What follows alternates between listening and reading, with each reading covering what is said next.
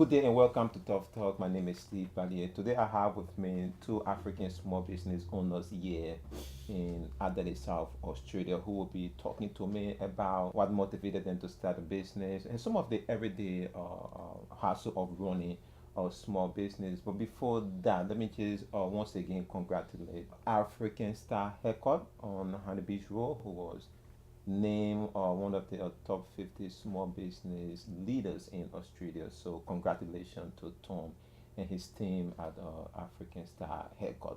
Okay, so let's get into this discussion and welcome. Can you introduce yourself before we get into it?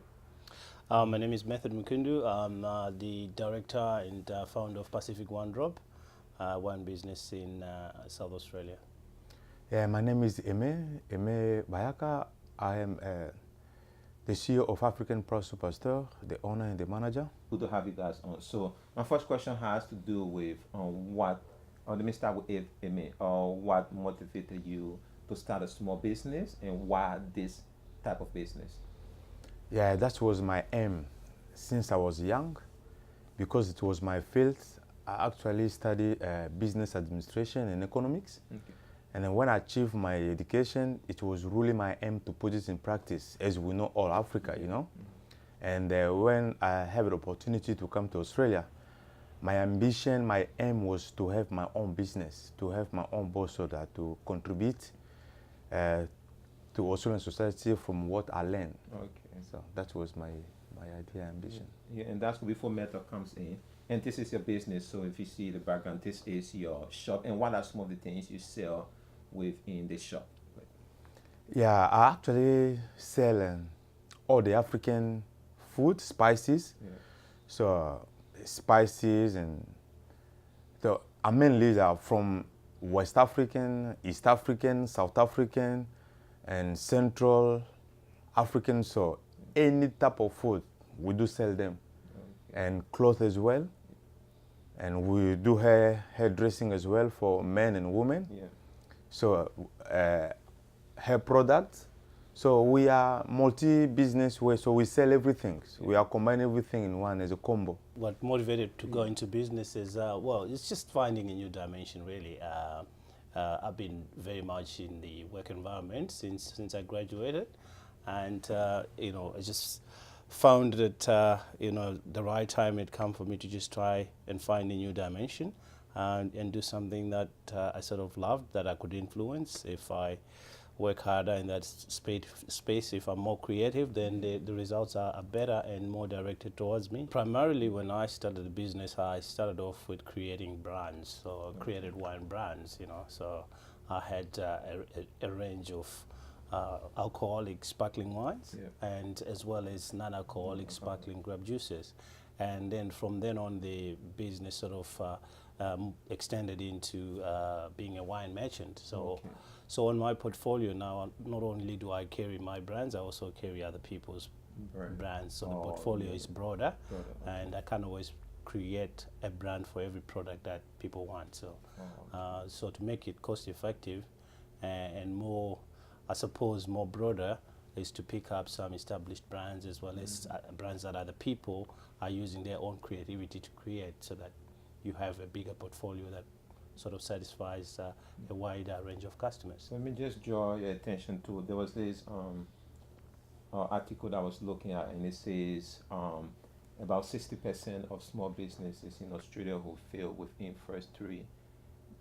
the first 3 years of their business or go through bankruptcy. So that was interesting to see how you guys have managed your business with all this. So over the hours being again small business owners in that area. So I was thinking like how long have you to start with Amy, how long have you managed your business and what are some of the challenges or issues with running a small business? Yeah, as we know, running a business is not an easy task. In my idea, in my understanding, you first supposed to know what you are doing and to understand what type of business. Yeah. And management is one of the key in success in the business. You should understand how to manage your business. You should understand what type of the product your customer want. One of the successful part of my business is customer service is number one. So we treat our customer with value and dignity. Yeah. And we know without customer, we don't have a business. So they are our boss. Yeah. That's the way I'm going very successfully into my business. It's 9 years now. 9 years. Oh, that's You a know, long business time. are closing. We see that we are not really there yet, but I believe by the grace of God that I believe that I will see there because I do understand what I'm doing, and I understand my business and I understand my customers. Yeah, well, that's some accurate statistics there. And it's the hardest part of a business is at the beginning because nobody knows you, and what sustains that business is more primarily your input. You'll be lucky to get a flood of customers jumping onto your product or service during the first half a year or 1 year, and which is sort of that area that you're talking about that most businesses collapse. Again, going back to what Aime said, capitalization is important and good management as well. Some people start a business to sustain themselves. They stop working. They start making money other ways, and we will look to this business to look after them, pay their bills, clothe them, you know, everything. That becomes too much on the business and chokes the business as well. So many dynamics as to why businesses fail in there. I have talked to people, say some of the criticism I receive. We talk about when it comes to African small businesses. So one was, I talked to a friend who told me sometimes they just don't know about these African businesses. They don't know where to locate them and things like that. But other point raised was like sometimes poor customer service as well as overcharging of products. And I thought you guys could sort of enlighten that criticism or point of view. Yeah. For example, myself, I've been one excellency, the best customer service of African business in Adelaide, from Sila. I remember I was overseas, a business trip. When I just come from it was the president of Sila contacted me. Yeah. I said, oh, we got an event. It's been presented by Zoe, the Minister of Volunteer. Yeah. So we did a random vote about which shop actually served the customer well in best customer service. And said I would ask quite randomly to everybody, but they pointed to you, and I was not there. Yeah. So it was very surprising for me. I said, oh, wow. That's, I mean, it was a little bit happy and proud. So, and it encouraged me to do more. I never experienced bad customer service since I started my business. People are following the app, they know who I am. So as I said before, that I value my customer, I respect them.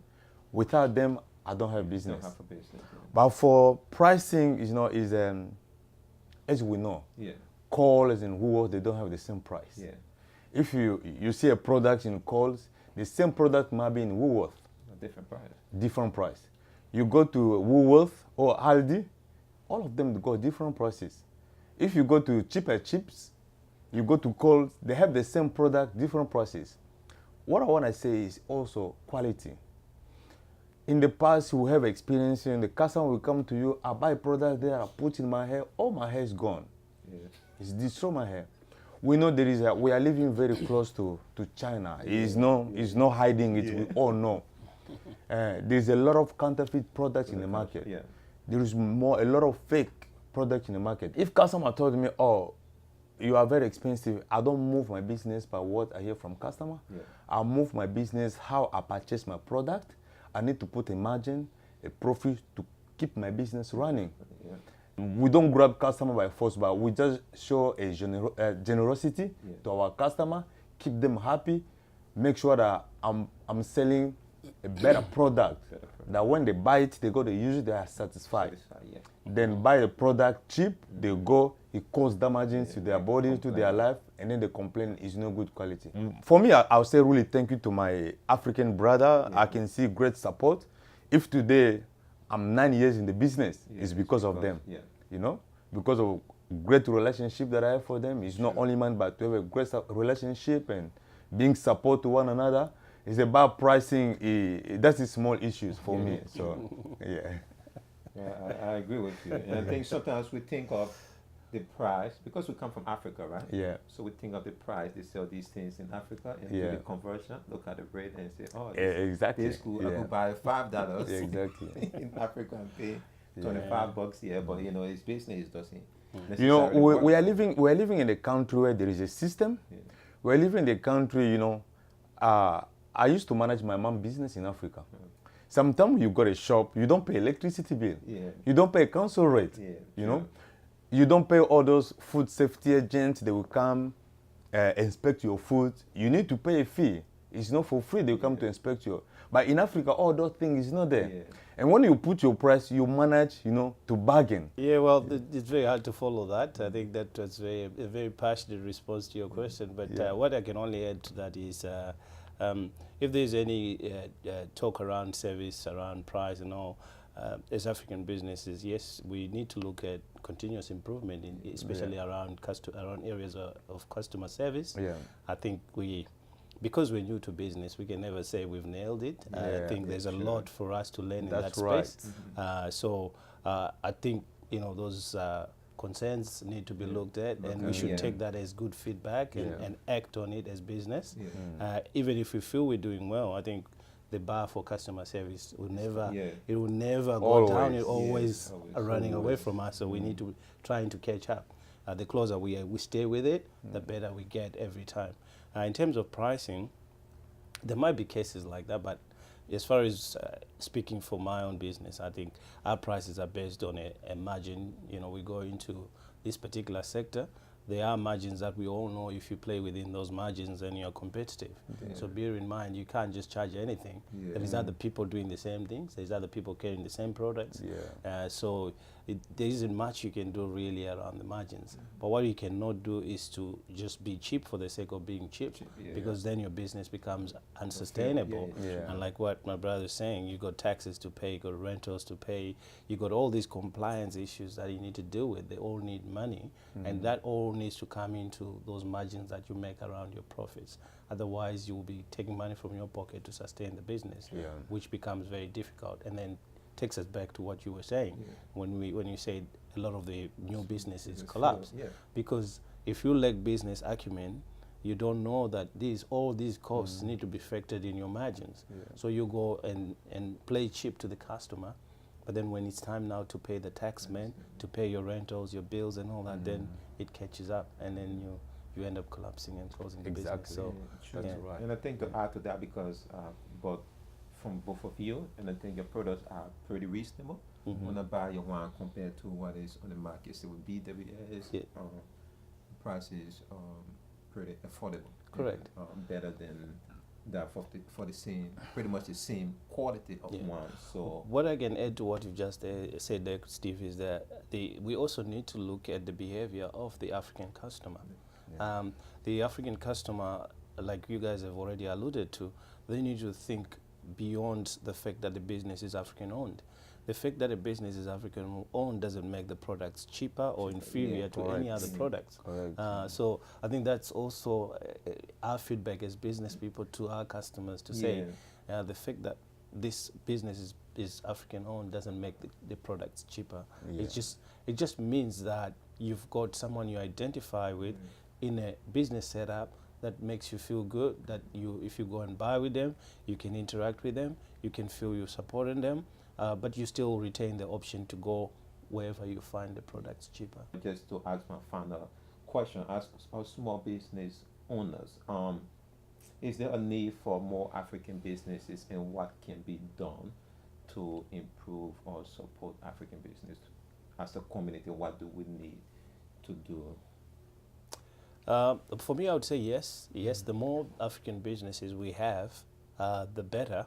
The only caution I would add to that is we don't want to be doing the same thing. Same thing, yeah. So we That's can a have legitimate point, more yeah. African businesses. That is so welcome, and we love that. And also, once we have more African businesses, we need forums like yours and platforms like the ones you bring, Steve, where African businesses can be showcased to the customer, but also the fact that we are here, me and Aime, means that we are networking as businesses. True. So part of his customer base is now accessible to me, and my customer base is now accessible to him.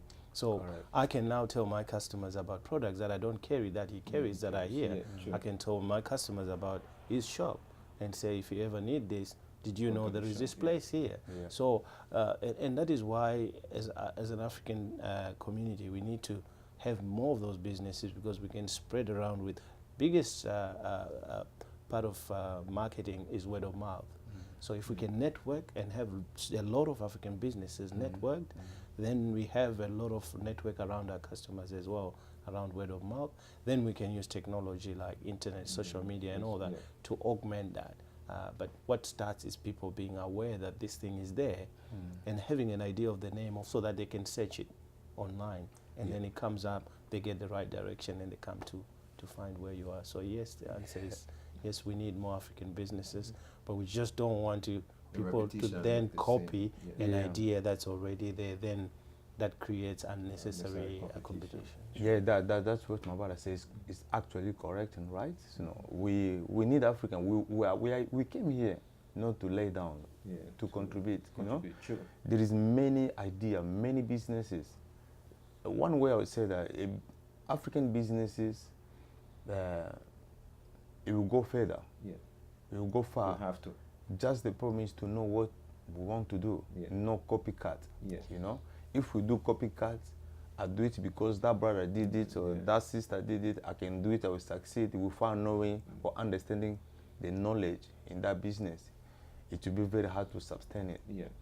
And for African business, in my part, the type of business I'm running, we really need the government to consider us as an African Yeah. in the sense of importation.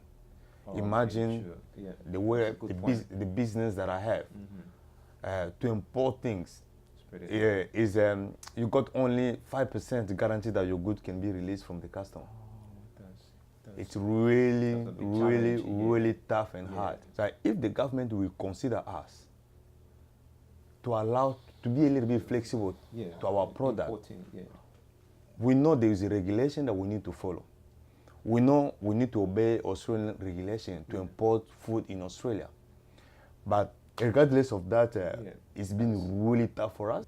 But there's a need for a lobby in that area for small Exactly. business where you guys have to come together, Exactly. community leaders, Yes. and advocate with the government and express the need to lift some of the import restrictions or ban or technicalities around African goods. Yeah. Because if you import from America, and then I think it will be obviously expensive, considering that you definitely. interact in US dollar, which Yes. is higher than the Australian dollar, and you have to import to pay Yeah. custom or tax, I don't know. Yeah. So it will obviously be expensive. But to conclude, how can people locate your business, just the both of you, and if you have any last word? Yeah, I like to Well, do we're present online, so you can find us on Facebook. You can also search us on. You find our website. If you just type pacific1drop.com, we should appear online, and you can also phone us. So our contact details are available online. But Facebook and Instagram are probably, quickest and easiest ways, because they're always on the move. We're always checking these things almost in real time these days. So so if you need anything, just drop us a message. We'll get back to you, and we can arrange to see if we can meet your needs. Yeah, for myself, we're still working on our website because it was done, but it was not really as we wanted. Yeah. But we're located in Facebook. If you just type African Pride Superstore, we are very active in Facebook. Yeah. We got a lot of customers from Facebook, and we're in Google. If you type in Google African Pride Superstore, you'll locate us very easily. But we still continue to try our best, business, you're learning every day. You broadcast your business every day. As we go, as we learn. Sure. But very soon it's going to be big, and we're preparing something very powerful. Okay, and I Yeah. think there was to conclude. This was a great conversation, Yeah. and I hope we sort of promote the business out there. People that don't know about this business come, and people have got to understand from the view and perspective of two of the African business owners in Adelaide, South Australia. So it was great having you on, Aime, and thanks for allowing us to use your shop to record this program. Yeah. In Meta.